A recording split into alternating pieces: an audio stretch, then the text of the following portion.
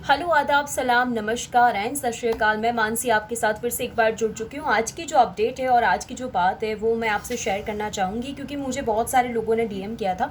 पर सबसे पहली बात मैं आपसे ये शेयर करना ज़रूर चाहूँगी कि हमेशा हम कोई भी चीज़ को है ना जल्दी से नेगेटिव ले लेते हैं। हमें पॉजिटिव रहना भी इतना ज़रूरी है। हम डिप्रेस्ड होंगे तो कोई चीज़ें जल्दी से ठीक नहीं होगी ना। तो हमें ये बात भी ज़रूरी और समझना भी चाहिए। सबसे पहले तो मेरे चैनल को सब्सक्राइब कीजिए और बहुत बहुत बहुत सारा प्यार दीजिए मेरे चैनल को। मैं आपसे यही बात शेयर करना चाहूँगी। फर्स्ट ऑफ थिंग, ऑस्ट्रेलिया के बारे में बता रही हूँ कि हाल की जो सिचुएशन है, डेफर कोर्स के लिए मुझे बहुत सारे लोगों ने बताया था और डीएम भी किया था। तो मैं उसी के बारे में इन डिटेल बताने जा रही हूँ, ताकि आप लोग हैं जो समझ पाओ कि वहाँ की सिचुएशन क्या है, अभी आप कहाँ पे हो, अगर आप वहाँ पे जाते हो तो आपको क्या करना रहेगा।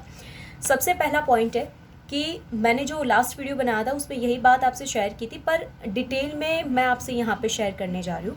सबसे पहली बात है कि अगर आप लोग समझिए कि मार्च से बॉर्डर बंद है, ठीक है, और नेक्स्ट मार्च, अब देखिए 2 महीने क्या देर है, 2 महीने तक अगर मार्च में ओपन नहीं होता तो 1 साल हो जाएगा ऑस्ट्रेलिया को अपने बॉर्डर बंद रखे हुए। अभी तक ऐसी कोई ठोस अपडेट नहीं आई जिससे हम लोग ये सोच पाए कि हाँ, हम लोग वहाँ पे ट्रैवल कर पाएंगे। तो यही तो है कि हमारे पैसे वेस्ट होते जाएंगे। दूसरी बात सबसे बड़ी है, इमिग्रेशन में कितनी सारी फाइलें आई होंगी ना, कितनी लंबी क्यू है, आप ये भी तो देखिए। अगर आप पुराने स्टूडेंट हैं, अगर आपने नए स्टूडेंट बन के एनरोल नहीं किया है, तो सबसे बड़ी बात है कि जो पुराने स्टूडेंट है वो तो पढ़ ही रहे ऑनलाइन क्लासेस, क्योंकि उनके एजेंट ने बोला था कि खुल जाएंगे बॉर्डर्स, जुलाई में खुल जाएंगे, जुलाई में नहीं खुले, दिसंबर तक का वेट किया, नवंबर में नहीं खुले, अब बोल रहे हैं मार्च 2021 में खुलेंगे, पर अभी उसके लिए अभी कोई अपडेट नहीं आया है। तो सबसे पहली बात, आपका एजेंट, चलिए मैं ये नहीं बताती सबके एजेंट बुरे होंगे, पर लगातार जिन लोगों ने मुझे मैसेज किया उसमें से तो यही लग रहा है कि उनको पैसे कमाने हैं और उनको बस फाइल आपने दे दी और यही बोलना है कि ठीक है होता रहेगा। मतलब छोड़ दिया ना आपको बीच बीच रास्ते में, ताकि आप यहाँ पे भी नहीं सर्वाइव कर पाओगे ना तो यहाँ पे कर पाओगे। क्योंकि अगर आप ऑनलाइन क्लास लगवाते हो, ऑनलाइन पढ़ते हो, तो आपको फ़ी पेमेंट करनी पड़ती है इंडियन रुपीज़ में। डॉलर की फ़ी आप इंडियन रुपीज़ में पे करते हो, तो समझिए कि कितना ड्रास्टिक चेंज होगा ना, आपको कितना सारा लोड रहेगा।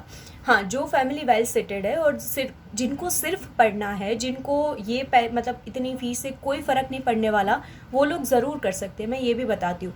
उसके फ़ायदे ये है, मैं ऑनलाइन क्लासेस आप इंडिया में बैठ के ले रहे हो तो मैं उसके क्लासेस के फ़ायदे भी है कि जब आप वहाँ पे जाओगे तो आपका एक सेमेस्टर यहीं पे ख़त्म हो चुका है।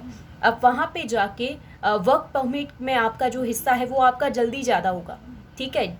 जो लोग अभी बच्चे जो पढ़ रहे हैं वो वहाँ पे पहुँचेंगे, उनके लिए सब कुछ नया होगा। और ये पैंडेमिक की सिचुएशन, उसमें जाके उनको जॉब करना, स्ट्रगल करना, ये दोनों चीज़ इकट्ठी होगी। आपने तो 1 साल की पढ़ाई कर चुके हो, मतलब आगे आपको क्या करना है वो आपके लिए पाथ क्लियर है। ये एक बेनिफिट भी है। पर उसका सबसे बड़ा नुकसान, जो मिडिल क्लास, मैं मिडिल क्लास भी नहीं बताऊंगी, हाँ जो लोग जाते हैं तो कहीं से तो पैसे इकट्ठा किया ही हो गया आपने भेजने के लिए अपने बच्चों को, तो वो बच्चे जो वहाँ पे जाना चाहते हैं पर नहीं जा पा रहे, स्टक हो चुके हैं, पढ़ाई करने के लिए बोले जा रहे हैं, और डेफर क्लास बहुत बार करा भी नहीं सकते। कुछ स्टूडेंट्स है कि जिनको पढ़ना है पर डॉलर में है प्राइसेस और डॉलर में है उनकी फ़ीस, तो वो यहाँ पे नहीं पे कर पा रहे। तो मैं आपको यही कहना चाहूँगी कि अगर आप नए स्टूडेंट हो, पुराने की बात तो रहने ही दो, क्योंकि उन लोगों ने तो जितना झेला है काश किसी और ने नहीं झेला होगा, और काश कभी कोई और झेले भी ना। पर नए जो स्टूडेंट्स हैं, आप प्लीज़ एडमिशन करवाने से पहले वहाँ की सिचुएशन, खास करके एनएसडब्ल्यू देख लीजिए, विक्टोरिया देख लीजिए, मेलबर्न में क्या सिचुएशन है वो देख लीजिए। अगर आप वो वाले एरिया में जाना चाहते हो, पर्थ की यूनिवर्सिटी और वहाँ के एरिया में, तो वहाँ पे क्या सिचुएशन है उससे आगाह रहिए, उसके बारे में आप पढ़िए, क्योंकि आप जिस कंट्री में जाना चाहते हो उसके बारे में पढ़ना ज़रूरी होता है। हर एक अपडेट आप जानते रहिए। बहुत सी वहाँ की ऑथेंटिक न्यूज़ चैनल है, उसको भी पढ़िए। मैं तो आपके साथ आऊँगी, आपसे ये बातें शेयर ज़रूर करूँगी। पर जो नए बच्चे हैं उनको मैं ये ज़रूर कहना चाहूँगी कि एजेंट की बातों में आके कोर्स लेके या फिर ऑनलाइन स्टडी मत शुरू कर देना। एक बार गलती करोगे तो फिर शुरू करना रहेगा। अगर आप यहाँ पे पढ़ाई शुरू करते हो तो आपको वो एटमॉस्फेयर नहीं मिलेगा जो आप लेना चाहते हो। दूसरी बात ये है कि ये एटमॉस्फेयर के साथ साथ आप ये समझ नहीं है ना कि आप हिंदी में पढ़ रहे हो या फिर आप गुजराती मीडियम से पढ़े हो या फिर आप अपनी जो भी लैंग्वेज पंजाबी में पढ़े हो, तो आपको सीधा ऑस्ट्रेलियंस के जहाँ पे जितने भी प्रोफेसर हैं वो आपको ऑनलाइन क्लासेस दे रहे हैं। आपको पहले नहीं समझ आएगा ना, तो वो आपका जो पहला सेमेस्टर होगा तो वो तो मतलब ऊपर से ही चला जाएगा। अगर आप वहाँ पे पढ़ रहे हो तो आप किसी की हेल्प ले पाओगे, आप कैंपस में जा रहे हो, आपको ऐसा एटमॉस्फेयर मिलेगा, आप वहाँ पे लोगों के साथ बात करोगे, पढ़ पाओगे, तो ये बहुत इंपॉर्टेंट बात है। और सबसे बड़ी बात तो मैं आपसे यही कहना चाहूँगी, और प्लीज़ ये बात पे ज़रूर गौर कीजिएगा, क्योंकि ये सबसे बड़ा पॉइंट है। जिस कंट्री में भी आप जाते हो, चाहे वो ऑस्ट्रेलिया हो, चाहे वो कनाडा हो, चाहे वो यूके हो, उसके बारे में सबसे पहली सारी इन्फॉर्मेशन निकालना ज़रूरी है। एजेंट ने बोल दिया, आप 2-3 जगह आप खुद भी रिसर्च किया करो, ठीक है?